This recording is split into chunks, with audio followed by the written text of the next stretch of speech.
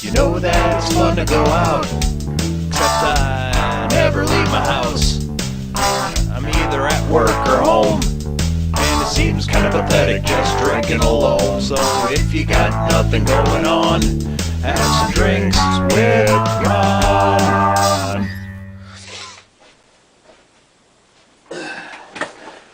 Hello and welcome to Drinks with Ron. I'm Ron, about to have a drink, keeping it in Wisconsin as I've been trying to pledge to do with beers. Not easy to stay in one state, but if you had to pick one, Wisconsin sure does make it easier on you. I got the Miller Lite Vortex bottle, and it's my understanding that the swirl in the neck here is supposed to spiral the beer as it comes out, releasing its full flavor potential. If that's the case, I'm going to have to put it into a glass, because I don't think, with the physics required here, I don't think I'm going to vortex it directly into my word hole, because that's just, well, it's going to go bad and it's going to be on tape. So we'll leave it at that. And I got a glass here, got a Miller Lite glass. Close enough.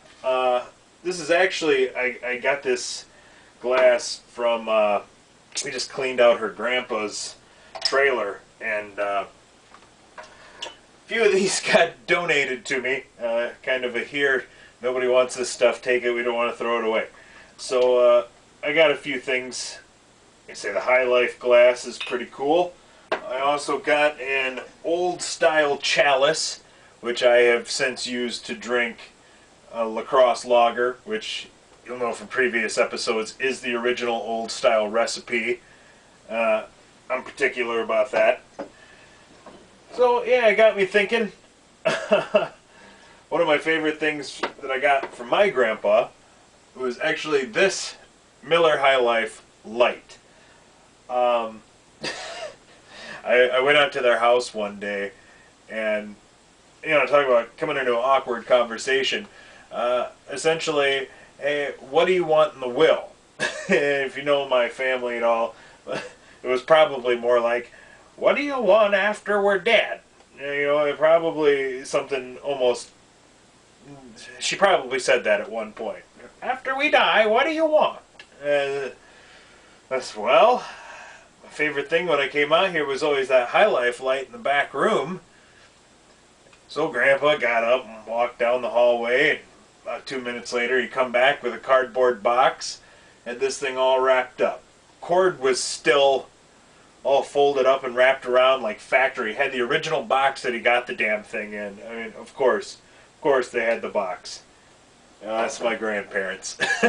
He had the damn box, because someday I'm going to get rid of it, and I'm going to need to put it in the box for whomever I get rid of it to. So, there she blows. Got Grandpa's light. It's a tasty beer. As far as light beers go, that's one of my personal favorites if I gotta drink a light. It's not quite as watery as some of your, like, say, Milwaukee's Best and other cheap light beers, which I'm not a beer snob. I'm more of a connoisseur. I like a lot of different kinds of beers, some sweeter ales, some of the really hoppy stuff too. It just all depends. But I'm not one of those guys that's too good to drink a shitty light beer out of a can. That is not beneath me by any stretch of the imagination. So I do like a good crappy beer, but this isn't as watery as some of those light beers. It's got a little bit of flavor to it still. Which brings me to my point. The whole reason for the episode was at a graduation party a few weeks ago, and we got on the conversation of beer brats. And Wisconsin, what could be more Wisconsin than, number one, eating a shitload of bratwurst, and number two, combining it with beer. A, drinking it, and B, now we're actually going to submerge the food in the beer, and we're going to get drunker while we eat more food. Yeah, that's a total Wisconsin thing. And bratwurst alone, I mean, there's nothing like taking an animal and grinding it up and then putting it inside of pieces of another animal and then cooking that. And that's essentially what a bratwurst is. I had a roommate for a number of years who was a butcher, and you learn a lot of things about meat processing that you may or may not want to know. But yeah, a lot of brat places use synthetic casings. A lot of brat places will clean out sheep intestines, and that's your all-natural casing. I am actually doesn't bother me one way or the other. Sheep intestines sounds good. Grind that fucking pig up and shove it inside that sheep part. We're gonna put it on the grill and have some beer. And then I just had a conversation with somebody online, and we're talking about beer brats, and he made the comment that you never taste the beer. That was the same problem I had. So I have to tell you what I consider the correct way for beer brats. Now, everyone I know boils it first in the beer and then puts it on the grill. Number one, that is great for speeding up your cook time. You're talking about, throwing a brat in there for a couple minutes and boiling it before it goes on the grill. Those sons of bitches will be done in no time if you pre-boil them like that. But that is not the way I do it, because that way you're putting the beer in and then you're cooking the beer out. So what I like to do is get them on there, get them nice and hot so they start swelling up with that good fat, that good pig fat that's just boiling inside that animal intestine casing that you've got it on your grill in there. Wait till that shit's just rolling boil, and then you get one of those big ass forks and you start giving it a couple side pokes, and then that shit just starts streaming out. You got to be careful where you do it, though. You want to aim away from you. You don't want to jab that shit with pointing at yourself. You get like 212-degree boiling animal fat inside of a casing, and you put a small hole, that shit will go. You could lose an eye, is what I'm saying. So you want to be careful where you're piercing this fucking thing. It's almost like a piece of artwork right here. So you start piercing it around there. You kind of rotate them. You really get it rolling out of there. And what happens is the brat starts to shrivel up. All the fat eventually cooks out. And you get these tiny shriveled up casings that hardly resembles a brat. And it's kind of sad, actually. But that's what you want. You want to get all that out. Then you take them in, you put them in your preheated beer.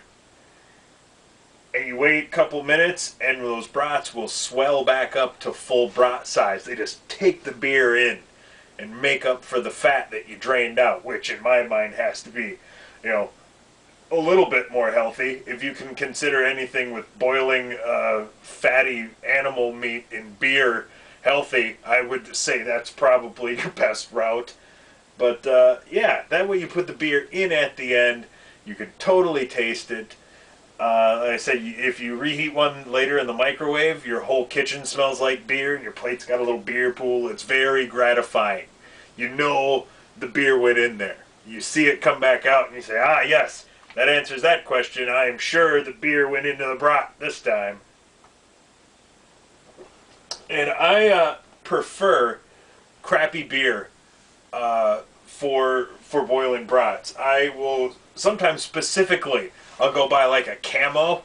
It's a cheap, crappy one, I believe, made at City Brewery in La Crosse too. It's like a 24-ounce can, camouflage, horrible.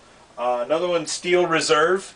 Steel Reserve is one of my favorite brat beer. 24-ounce cans, like $1.30. This shit tastes like horrible ass death. And I wouldn't recommend drinking it, but for boiling brats, that shit's great. I used to keep a sixer on hand just for brats. You want a beer with some flavor. And bad flavor isn't necessarily a problem with brats. I think it marries very well. I was known back in the day to, clean up half beers in the morning after and get them on the stove and get brats going in there. That practice doesn't fly some places. People don't like that. It's like, what? It's heating up. It's going to boil. It's already got alcohol in it. What do you care? You're eating a brat. You're going to fucking probably die of a coronary. I wouldn't be worried about the fucking germ factor at this stage. So you probably stayed up all night torturing your liver and probably drank half your body weight in beer. Don't come at me with this concern about germs from a 6-hour-old beer. Did I just chew out an imaginary person with an imaginary complaint? That's a good sign it's time to end the show. So, Drinks with Ron, the proper way to make beer brats. I'm Ron, signing off.